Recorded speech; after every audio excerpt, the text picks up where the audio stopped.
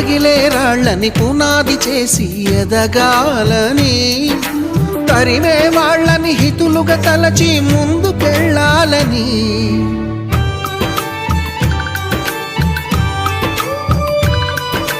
కన్నుల నీటిని కలల సాగుకై వాడుకోవాలని, కాల్చే నిప్పుని ప్రమిదగా మలచి కాంతి పంచాలని, గుండెతో ధైర్యం చెప్పెను, చూపుతో మార్గం చెప్పెను, అడుగుతో గమ్యం చెప్పెను. నేనున్నానని